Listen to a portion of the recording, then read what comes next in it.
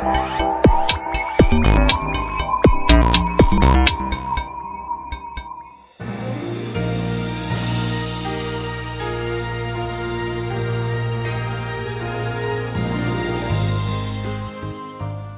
Tuhan, Bapak Ibu, Saudara-saudaraku dan para anak, salam jumpa kembali dalam kasih Tuhan Yesus Kristus. Hari ini kita kembali merenungkan firman Tuhan yang diambil dari kitab Korintus, 1 Korintus pasal 3 ayat 4-9. Sebelum kita membaca Alkitab dan merenungkannya, marilah kita berdoa terlebih dahulu. Mari berdoa. Ya Allah Bapa, sumber kekuatan, sumber rahmat dan kasih dalam kehidupan kami. Kami bersyukur ya Bapa, karena kami masih dihantar oleh Tuhan untuk hadir pada hari ini, pada saat ini. Semua itu terjadi karena kasih dan anugerah Tuhan.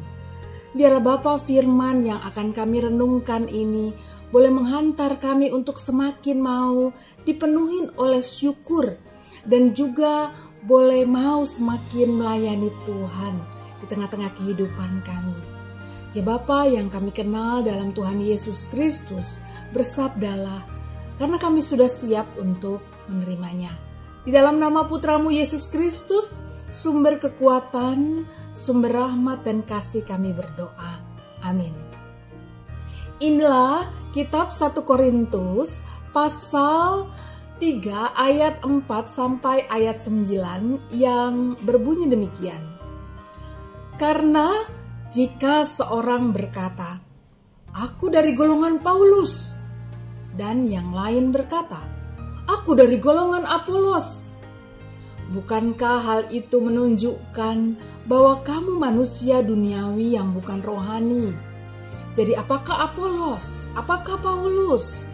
Pelayan-pelayan Tuhan yang olehnya kamu menjadi percaya masing-masing menurut jalan yang diberikan Tuhan kepadanya. Aku menanam, Apolos menyiram, tetapi Allah yang memberi pertumbuhan.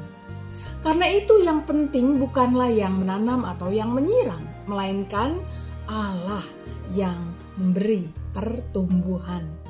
Baik yang menanam maupun yang menyiram adalah sama, dan masing-masing akan menerima upahnya sesuai dengan pekerjaannya sendiri.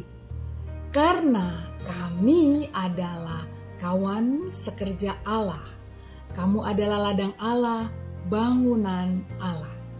Demikianlah firman Tuhan, berbahagialah tiap orang yang suka merenungkannya dan yang memeliharanya dalam kehidupan sehari-hari. Bapak Ibu jemaat Tuhan, saudara-saudaraku dan para anak, mari kita memberikan yang terbaik dalam pelayanan kita kepada Tuhan. Bapak Ibu, namun di dunia sekarang ini, apakah kita bisa memberi yang terbaik? Karena kita masih berhadapan dengan kompetisi. Apakah kita masih layak hidup mengutamakan kompetisi?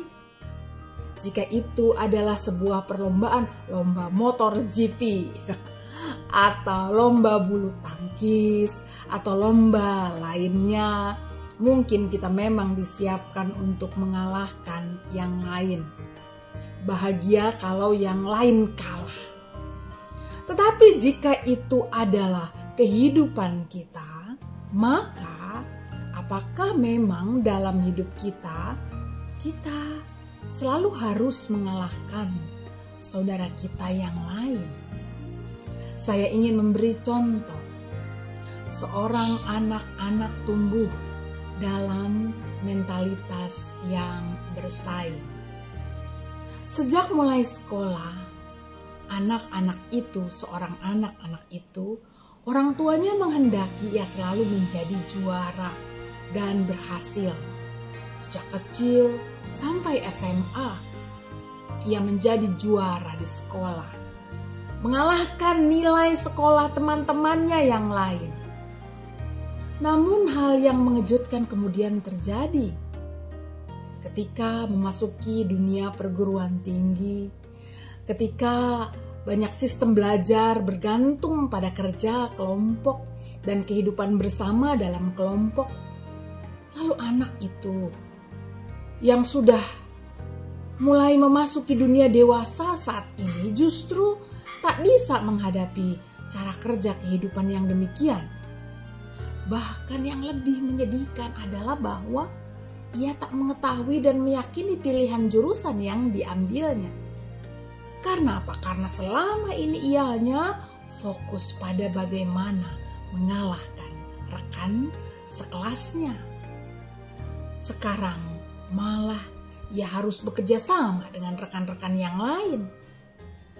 Belum lagi ternyata karena selama ini ia fokus pada mengejar angka tertinggi, ia kini tak memiliki kenyamanan ternyata dengan jurusan yang dimasukinya di dunia perkuliahan.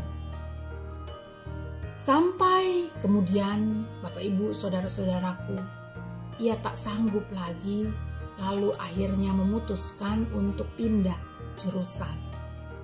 Saya tak mengatakan bahwa ini buruk, bersyukur karena ternyata ia masih diberi kesempatan untuk pindah jurusan kuliahnya. Namun Bapak Ibu saudara-saudaraku dan para anak, yang saya mau tekankan adalah mentalitas bersaing ternyata lebih tidak memberi pengaruh baik pada seseorang dalam menjalani kehidupan. Semoga ya dunia pendidikan masa kini dan kita para orang tua tak lagi dikuasai oleh mentalitas persaingan ya. Nah Bapak Ibu saudara-saudaraku dan para anak, dalam bacaan kita di atas kita juga melihat bahwa mentalitas persaingan juga terjadi di dunia pelayanan Kristen pada jemaat mula-mula. Jemaat pada waktu itu masih belum sungguh-sungguh menghayati bahwa mereka tak perlu iri pada keberadaan dan pelayanan saudaranya. Iri hati akan hanya membuat mereka menemukan kekurangan dari saudaranya yang lain dalam pelayanan bersama. Ini seperti anak-anak yang selalu ingin dinomorsatukan. Hal-hal tersebutlah yang membuat mereka jadi dipandang salah. Dalam kehidupan yang sesungguhnya, saudara-saudaraku dan para anak, kehidupan adalah sebuah pelayanan kepada Allah bagi kita kan, orang-orang yang percaya kepadanya. Persaingan oleh karena itu mestilah dijauhkan. Sebagai umat yang memandang bahwa bersama kita sedang melakukan pelayanan syukur atas kasih dan anugerah Tuhan, kita kemudian hanya akan fokus pada apa yang terbaik yang kita lakukan. Bukan untuk mencari kelemahan orang lain, untuk supaya kita menjadi nomor satu, apalagi menjatuhkan mereka. Inilah pelayanan orang dewasa secara iman. Mereka yang dewasa secara iman, mereka mencari kebaikan dalam diri setiap orang dan menunjukkan kebaikan itu bersama-sama untuk kemuliaan Tuhan. Mereka yang dewasa secara iman tahu betul bahwa Allah Bapa tak membeda-bedakan setiap orang berdasarkan karunia-Nya atau kelompok yang berbeda, melainkan menerima dan berbahagia ia atas semua orang yang mau memberikan kebaikan yang terbaik dari diri mereka kepada Tuhan. Nah, Bapak Ibu, saudara-saudaraku dan para anak, marilah kita memandang diri lalu bersyukur atas segala kelebihan, talenta, dan kasih karunia yang kita miliki. Marilah saudara-saudaraku kita mengembangkan dan memberikannya itu semua untuk kemuliaan Tuhan. Juga dalam kehidupan bersama, di persekutuan gereja, di masyarakat, di dalam keluarga, kita bersyukur atas setiap karunia dan kelebihan yang dimiliki oleh setiap orang. Itu saudara-saudaraku, Bapak, Ibu, dan para anak, adalah wujud penghargaan kita kepada kasih karunia Tuhan kepada kita dan kepada mereka juga. Jadi berikanlah yang terbaik untuk kebesaran dan kemuliaan Tuhan dimanapun kita berada. Karena semua itu dapat ada dan kita lakukan karena Tuhan juga. Selamat memberikan yang terbaik bagi Tuhan. Tuhan menolong Bapak, Ibu, saudara-saudara dan saya. Amin. Mari kita berdoa. Ya Bapa yang penuh kasih dan penuh rahmat, kiranya Engkau memberikan kami kekuatan dan ketenangan, terus menghargai proses pemberian diri kami kepada Tuhan. Kami tahu kami tidak sempurna, tapi biarlah kami boleh terus-menerus berjuang dan berusaha melakukan dan memberi yang terbaik kepadamu. Ajari kami Tuhan untuk berbahagia dan bersyukur atas orang-orang lain juga yang sedang memberikan diri kepada Tuhan. Kiranya Tuhan memberkati pelayanan mereka juga, sama seperti Tuhan memberkati kami semua.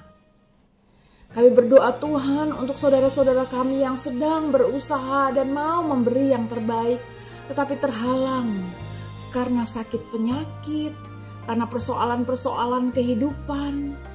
Ya Tuhan, berikanlah kekuatan dan penghiburan bagi saudara-saudara kami ini.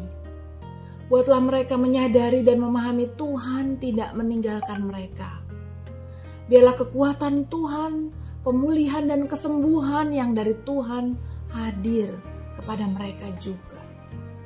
Dan mereka tetap berusaha dan memberi diri kepada Tuhan di tengah-tengah keterbatasan mereka. Ya Tuhan, tolonglah. Berikan sukacita surgawi yang asalnya dari Engkau saja kepada mereka.